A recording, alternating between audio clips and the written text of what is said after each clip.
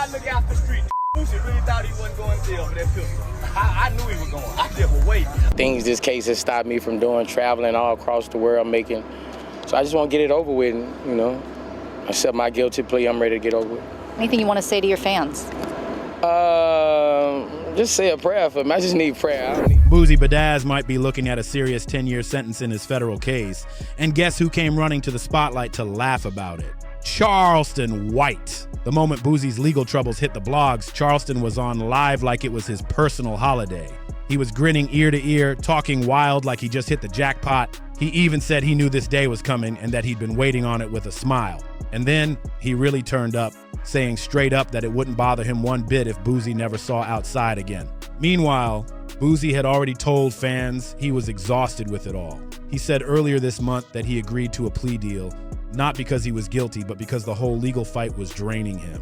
He felt like giving in was the only move left, especially since the same case had already been thrown out once. But that didn't stop the system. Prosecutors came back again in 2024, pushing harder than ever. And now that plea could cost him a whole decade. So while Boosie's over here posting heartfelt prayers, talking about leaning on faith and how life's been weighing heavy on him, Charleston's online throwing his own twisted celebration. He's on camera like he just won a prize, calling it a victory, and making jokes like Boosie's pain is his entertainment. If you didn't already know, Boosie's been tied up in legal messes for years. But this right here, is the one that really got him caught up. The whole situation started when he was arrested for having a weapon on him, even though he wasn't supposed to.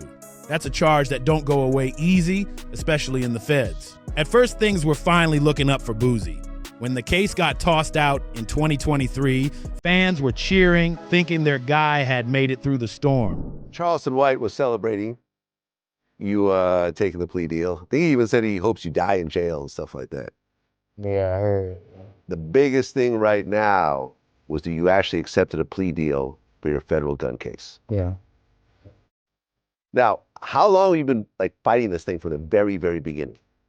I've been fighting for probably 3 years now, probably. 3 years. Folks really believed he was about to shift focus back to his music, his family, and just living life. But nope, the feds had other plans. In 2024, they circled right back, hit him with a new indictment for the same exact charge. Like they were saying, nice try, but we're not done with you yet. That's when Boosie had to face reality. He broke the news himself on X saying, I thought this case was over and I was gonna get on with my life, but God don't make mistakes and I'm tired of fighting. Just like that, he took the plea deal. But this wasn't just another case for him. It felt like the weight of everything he'd been out running finally caught up and sat heavy on his chest. He'd been carrying this for years. The stress, the pressure, the courtroom back and forth, it all snapped into one moment. And you could see it in his tone. The internet was flooded with messages of love and prayers from fans who'd ridden with him since day one. But even with all that, Boosie sounded different. This wasn't the same loud, trolling, always clapping back Boosie. This was a man worn down to the soul. His words were laced with faith, but also that quiet kind of heartbreak. The kind where you know something's slipping away and you can't stop it. It was raw, it was real, and people who've been watching him from way back know the truth. Going to jail! Oh, God! Oh, God is good. I keep telling y'all, street ain't got no God. God do not look out the street. Boosie really thought he wasn't going to jail for that pistol. I knew he was going. Boosie's life has been full of close calls. From early Baton Rouge drama to court battles and serious health struggles, he's been dodging trouble from every angle. But something about this time just hits different. A possible 10-year sentence? That's no small thing, and every word Boosie typed carried that weight. You could feel it. He wasn't just posting, he was pleading with the universe to understand what he's going through. Meanwhile, Charleston White, he was on the exact opposite vibe, grinning like he won the lottery. He hit that live stream full of energy, basically bragging that he called it from the jump. He said he knew Boosie wasn't gonna beat this case. And now that the outcome's looking serious, Charleston's practically throwing a party. He didn't hold back at all. He went so far as to say wild things about Boosie's future behind bars, crossing the line so far that even his own followers were like, wait, what did he just say? But let's be real. This is Charleston White we're talking about. The man built his whole brand off being the loudest, most reckless troll in the culture. And right when Boosie was probably still sitting there trying to absorb what just happened, Charleston was already cracking jokes and turning it into a viral moment. The timing, cold. Now, Charleston going off online isn't anything new. He's been doing this for years. But when it comes to Boosie, it's not just trolling anymore. It feels personal. The feds picked it up. Now, it was a state case. The feds came, picked it up. They had a ruling in the Supreme Court that went in my favor. And the case got dropped by the judge. The case got dropped. Every single time Boosie catches a case or hits a rough patch, Charleston is right there, front row, mic in hand, laughing like he rehearsed for it. It's gotten folks wondering, what's really behind this? Why does Charleston go so hard every single time Boosie stumbles? This ain't just internet beef, this is history, this is tension. This whole mess really kicked off back in late 2022, right around the time Kanye West sent the internet into a frenzy with that White Lives Matter shirt. Boosie wasn't having it. He stepped up and called you out, saying he was being straight up disrespectful to the black community. And honestly, a lot of folks agreed with Boosie that day, but Charleston White, oh, he wasn't about to let that slide. He jumped online and went off on Boosie, like Boosie had no right to speak on Kanye at all. And that's when things spiraled from petty to just plain foul. Instead of keeping it between grown men, Charleston took it somewhere completely different. He dragged Boosie's son, Tootie Raw, right into the drama. And not just him, he pulled T.I.'s son, King Harris, into the mess too. He called them names, clowned their looks, said they couldn't fight, and even made nasty predictions about where they'd end up. He brought you up because you were attacking Kanye because of the... Nah, this Kanye West shit just happened. Nigga been coming at me. He been coming at me. It's just, you know, I can't respond to those people, bro. Like, that's a danger to what I got going on. You can't take no risk of losing this shit behind, you know. It was messy, real messy. That's when folks started realizing Charleston wasn't just playing some internet character. He was seriously out to cut deep, and he didn't care how far he had to go, even bringing up people's kids. That's a different level of low. But what really shocked people? Boosie kept it cool. Instead of clapping back with fire like most expected, he stayed calm and strategic. In an interview with Tony, the closer, he explained that reacting the wrong way could land him in serious trouble, especially when kids get brought into the mix. He knew the system was watching, and one wrong move could flip everything. So instead of snapping like people expected, Boosie played it smart. He held back. He kept his response cool and calculated. In that interview, he laid it all out clear as day. Boosie wasn't scared of Charleston, not even a little, but he knew Charleston's whole game was bait. Say the wrong thing, and boom, trouble with the law again. So Boosie chilled. He bit his tongue. On the outside, he stayed calm, but on the inside, that fire was still burning. By the start of 2023, the drama had leveled up. Things were no longer just petty jabs online. It was full-on tension.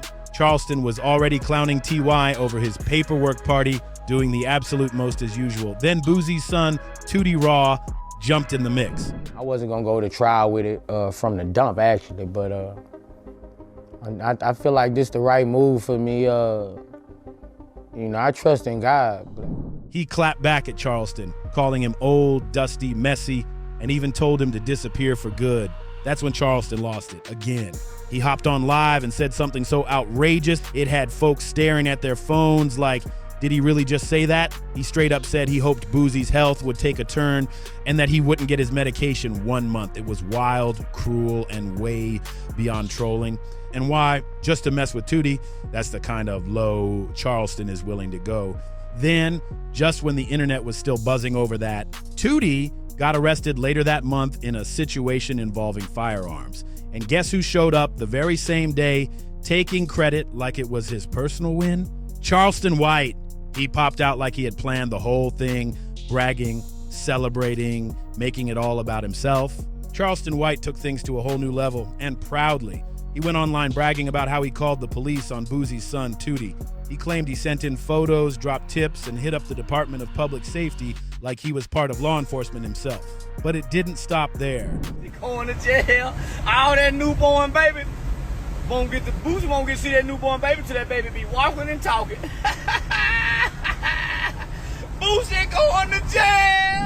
He even said authorities were already watching Tootie because Boosie was, in his words, a repeat offender who used kids to handle street business. That right there, that was the turning point. The second this beef stopped being just words and started affecting people's real lives. Less than 3 months later, Boosie himself got picked up again, this time in San Diego, right after stepping out of a courtroom. And guess who couldn't wait to log on and celebrate like it was some type of holiday? Charleston White. He jumped on Instagram Live and said it was all God's plan. He went full preacher mode, comparing Boosie to Daniel in the lion's den. He tried to flip Boosie's arrest into a whole spiritual message, like Boosie was being tested by a higher power and prison was part of some divine lesson. People were confused. Some thought he was being sarcastic. Others thought he was dead serious. Either way, it came off disrespectful as ever, like he was using Boosie's pain as content.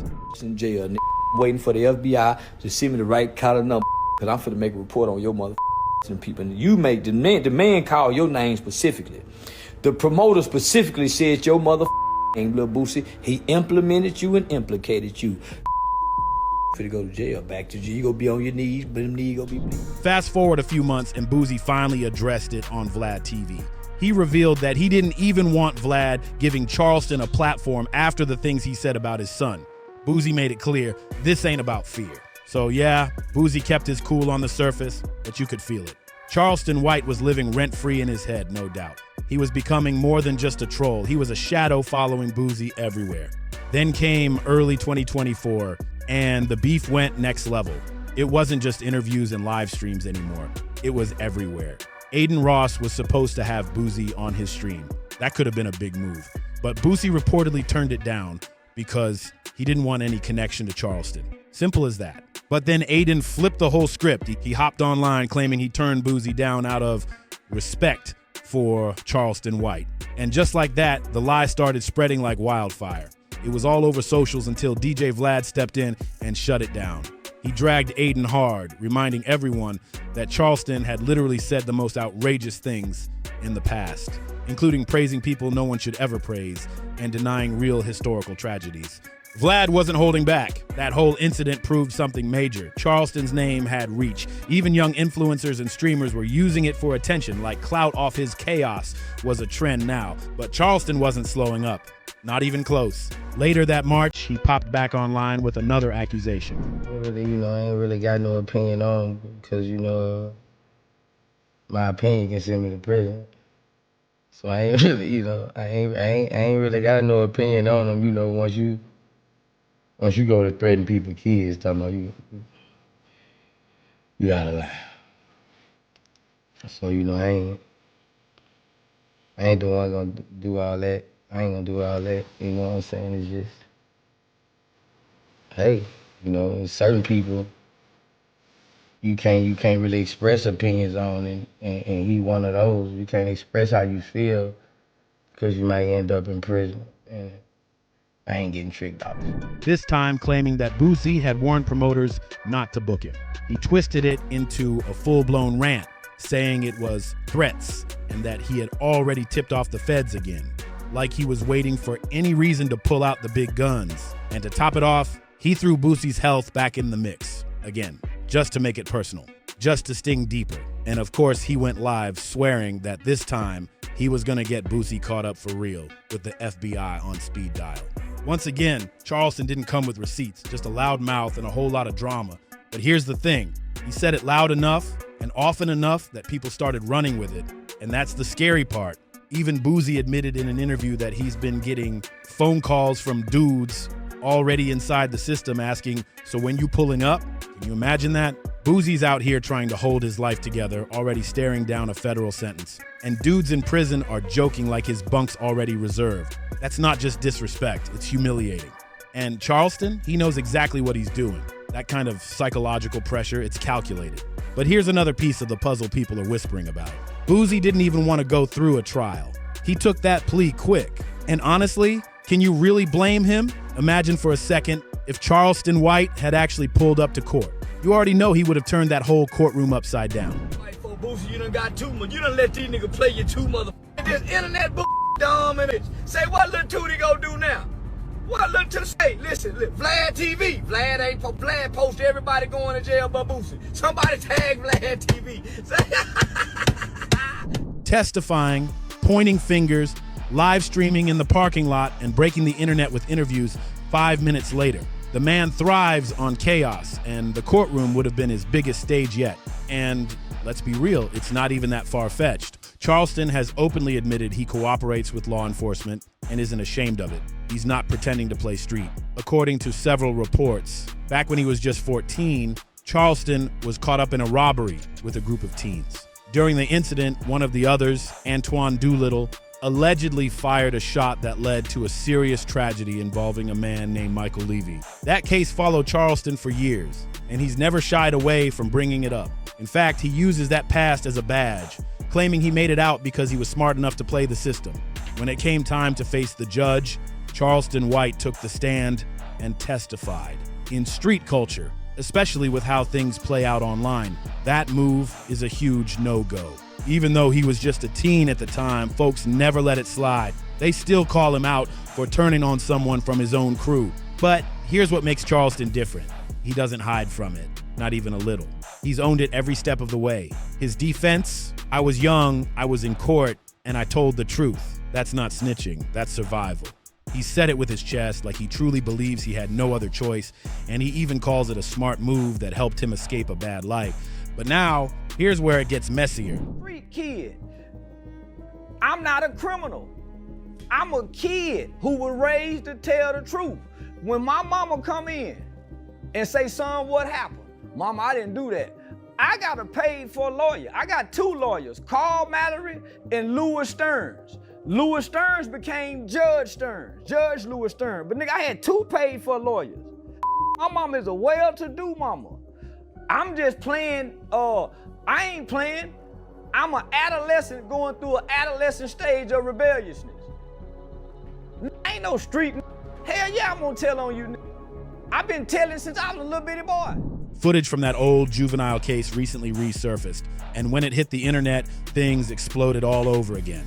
People started dragging Charleston left and right, calling him a full-blown hypocrite. They were saying, you can't spend your days calling rappers snitches, then turn around and brag about snitching yourself. And the clip people keep posting, it's him on record speaking his truth, but also giving others the ammo they need to call him out.